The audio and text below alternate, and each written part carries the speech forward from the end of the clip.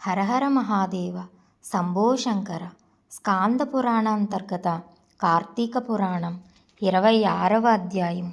దూర్వాసుడు శ్రీహరిని శరణువేడుట, శ్రీహరి హితబోధ. ఈ విధముగా అత్రి మహాముని అగస్త్యునితో దూర్వాసుని కోపము వల్ల కలిగిన ప్రమాదమును తెలిపి మిగిలిన వృత్తాంతమును ఇట్లు తెలియజేసెను. ఆ విధముగా ముక్కోపి అయిన దూర్వాసుడు భూలోకము, భువర్లోకము, పాతాళలోకము, సత్యలోకములకు తిరిగి తిరిగి అన్ని లోకములలోనూ తనను రక్షించువారు లేకపోవుటచే వైకుంఠమందున్న మహావిష్ణువు కడకు వెళ్ళి, వాసుదేవ, జగన్నాథ, శరణాగత రక్షణ, బిరుదాంకిత, రక్షింపుము. నీ భక్తుడైన అంబరీషునకు కీడు చేయదలచిన నేను బ్రాహ్మడును కాను. ముక్కోపినై మహాపరాధము చేసి తిని. నీవు బ్రాహ్మణ ప్రియుడవు. బ్రాహ్మణుడైన బృహమహర్షి నీ వక్షస్థలముపై తన్నినను సహించితివి. ఆ కాలి గుర్తు నేటికినీ నీ వక్షస్థలమందున్నది.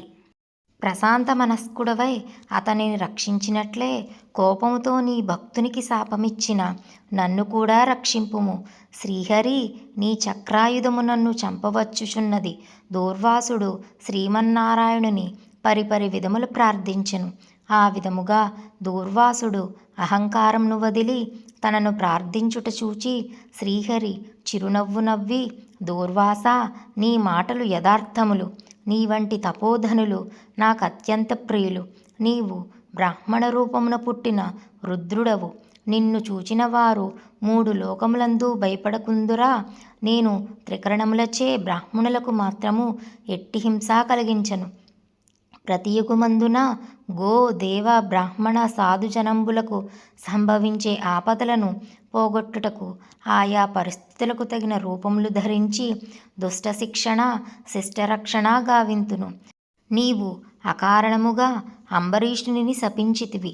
నేను శత్రువుకైనను మనోవాక్కాయములందు కూడా కీడు తలపెట్టను. ఈ ప్రపంచమందు గల ప్రాణి సమూహము నా రూపముగానే జూతును. అంబరీషుడు ధర్మయుక్తముగా ప్రజాపాలన చేయుచుండెను. కానీ అటువంటి నా భక్తునిని నీవు అనేక విధములు దూషించితివి. నీ ఎడమ పాదముతో తన్నితివి. అతని ఇంటికి నీవు అతిథివై వచ్చివి కూడా. నేను వేళకు రాని ఎడల 12 గడియలు దాటకుండా భుజింపమని అంబరీషునికి చెప్పలేతివి. అతడు వ్రతభంగమునకు భయపడి నీ రాకకై చూచి చూచి జలపానమును మాత్రమే చేసెను. అంతకంటే అతడు అపరాధము ఏమి చేసెను? చాతుర్వర్ణముల వారికి భోజన నిషిద్ధ దినములందు కూడా జలపానము దాహశాంతికిని పవిత్రతకును చేయదగినవే కదా. జలపానము వనరించిన మాత్రమున నా భక్తునిని దూషించి శపించితివి. అతడు వ్రతభంగమునకు భయపడి జలపానము చేసినాడు, కానీ నిన్ను అవమానించుటకు చెయ్యలేదే.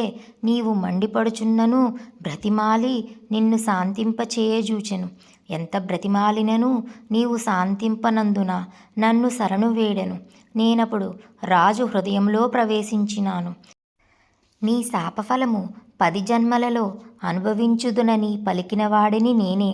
అతడు నీ వలన భయముచే నన్ను శరణు వేడుకుచుండెను, కానీ తన దేహము తాను తెలుసుకునే స్థితిలో లేడు. నీ శాపమును అతడు వినలేదు. అంబరీషుడు నా భక్తకోటిలో శ్రేష్ఠుడు, నిరపరాధి, దయాశాలి, ధర్మతత్పరుడు. అటువంటి వానిని అకారణముగా దూషించితివి. అతనిని నిష్కారణముగా శపించితివి. విచారింపవలదు. ఆ శాపమును లోకోపకారమునకై నేనే అనుభవింతును. అదులెటన విను. నీ శాపములోని మొదటి జన్మ మత్స్య జన్మ. నేనీ కల్పమున మనువును రక్షించు నిమిత్తము సోమకుడను రాక్షసుని చంపుటకు మత్స్యరూపము ఎత్తుదును. మరికొంతకాలమునకు దేవదానవులు క్షీరసాగరమును మదించుటకు మందర పర్వతమును కవ్వముగా చేయుదురు. ఆ పర్వతమును నీటిలో మునగకుండా కూర్మరూపమును నా వీపున మోయుదును. వరాహ జన్మమెత్తి హిరణ్యాక్షిని వధించుదును. నరసింహ జన్మమెత్తి హిరణ్యకశపుని చంపి ప్రహ్లాదుని రక్షించుదును.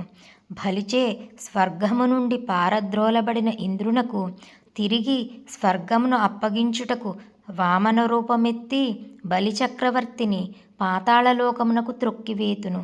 భూభారమును తగ్గించుటకు క్షత్రియులను చంపి బ్రాహ్మణుడై జన్మించి భూభారమును తగ్గింతును. లోకకంటకుడైన రావణుని చంపి లోకోపకారం చేయుటకు రఘువంశమున రాముడనై జన్మింతును. పిదప యదువంశమున శ్రీకృష్ణునిగను కలియుగమున బుద్ధుడుగను కలియుగాంతమున విష్ణుచిత్తుడను విప్రుని ఇంట కల్కి అను పేరున జన్మించి అశ్వారూఢుండనై పరిభ్రమించుచు బ్రహ్మద్వేషులనందరను మట్టుపెట్టుదును.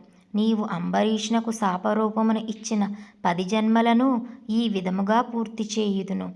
ఇట్లు నా దశావతారములను సదా స్మరించు వారికి సమస్త పాపములు హరింపజేసి వైకుంఠ ప్రాప్తినొసంగుదును.